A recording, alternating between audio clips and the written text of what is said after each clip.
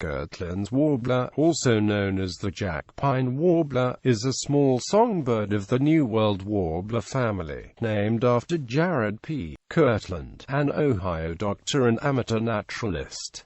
Nearly extinct just 50 years ago, it is well on its way to recovery. It requires large areas of dense young jack pine for its breeding habitat. This habitat was historically created by wildfire, but today is primarily created through the harvest of mature jack pine, and planting of jack pine seedlings.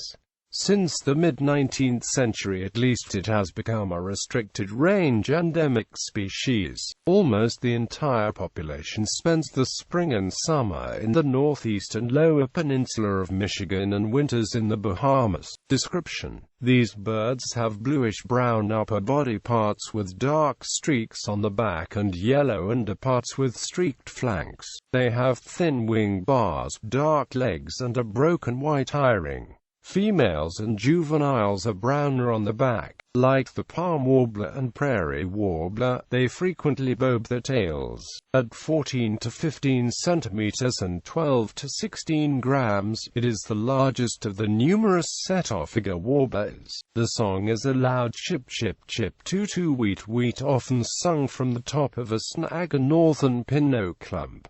Range and ecology: the breeding range is in a very limited area in the north of the lower peninsula of Michigan. In recent years, breeding pairs have been found in the upper peninsula of Michigan, Wisconsin, and southern Ontario, likely due to the rapidly expanding population.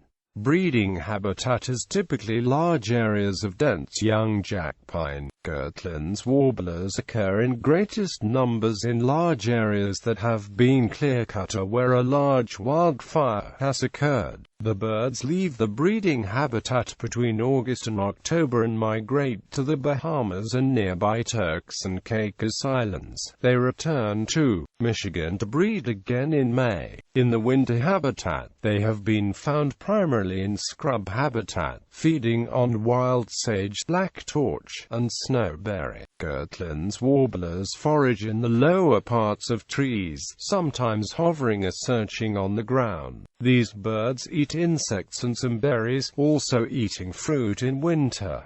For breeding they require stands of young jack pine trees. They nest on the ground. The nest is usually at the base of a tree, next to a down log or other structure, and is well concealed by sedge, grasses, blueberries and other ground vegetation. Habitat: ecology of jack pine. Jack pines are somewhat smallish pine, widespread from the Canadian tundra and taiga to the Great Lakes region and the Atlantic Ocean. They are boreal species, only occurring in a certain climate. The cones open only after trees have been cleared away by forest fires or after logging. In the summer sun, about all of its present-day range was covered by solid ice as late as 10,000 to 15,000 years ago. The range of the pine was probably a contiguous swath between the Appalachian Mountains and the Great Plains. The pine's peculiar reproductive strategy fits well with a dry taiga, a cool temperate habitat as would have predominated there, probably with a higher incidence of forest fires than today, as the Ice Age climate was somewhat drier overall.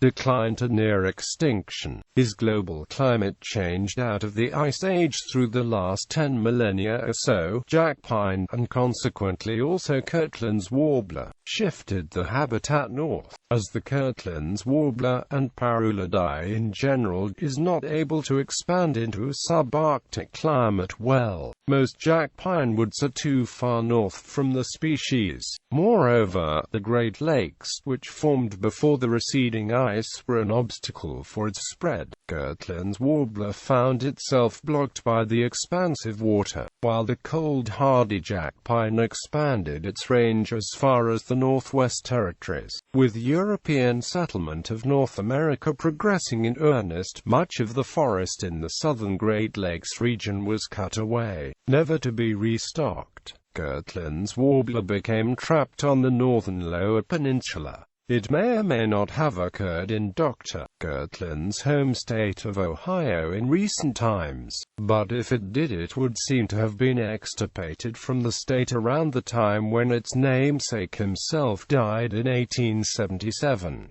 What habitat there might have been was cleared away in the latter half of the 19th century, and certainly the bird was not breeding there anymore in 1906.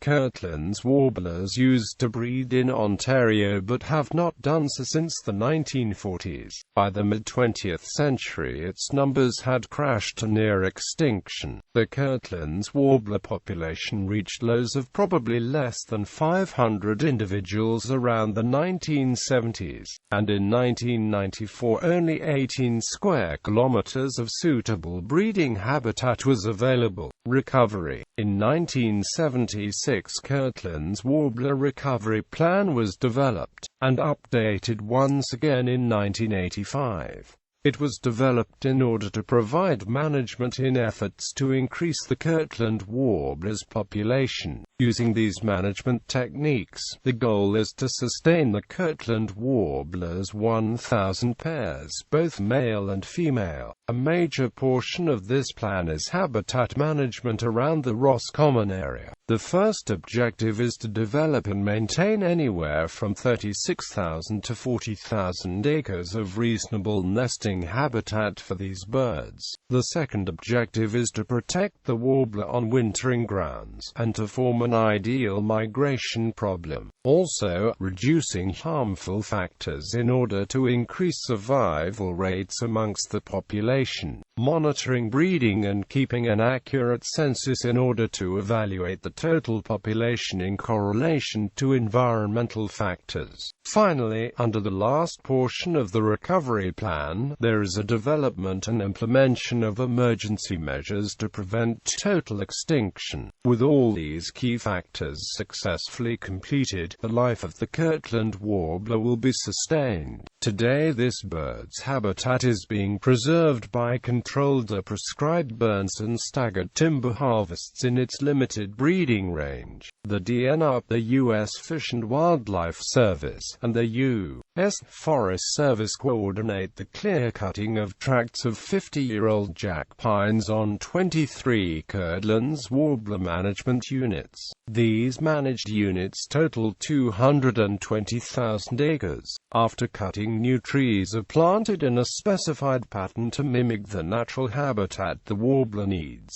with clearings and dense thickets. This management program also provides habitat for other species such as small animals, other birds, deer, porcupines, and turkeys. Since this habitat management regime began in the 1970s, the birds' numbers have steadily risen, with an estimated population of 5,000 in 2016. Kirtland's warbler was, and is, threatened by nest parasitism by brown-headed cowbirds, to which these birds are highly susceptible. The cowbird naturally feeds on buffalo ectoparasites. With the destruction of the large buffalo herds, the cowbird sought other sources of food, bringing it into contact with Kirtland's warbler. In the 1960s, 70% of warbler nests were parasitized by cowbirds, reducing the number of warbler chicks to fewer than needed to perpetuate the species.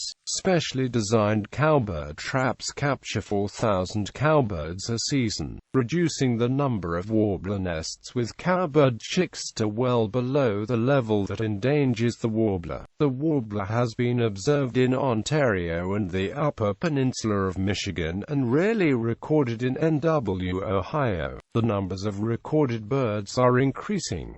Beginning in 2005, a small number have been observed in Wisconsin. In 2007, 3 Kirtland's warbler nests were discovered in central Wisconsin and 1 at CFB Petawawa, providing an auspicious sign that they are recovering and expanding the range once again. The Kirtland's warbler is listed as endangered under the Endangered Species Act of 1973. Although there seem to be no more than 5,000 Kirtland's warblers as of late 2007, 4 years earlier they had numbered just 3,000. On the IUCN Red List of Threatened Species, the Kirtland's warbler was classified as vulnerable to extinction since 1994, but was downlisted to near threatened in 2005 due to its encouraging recovery.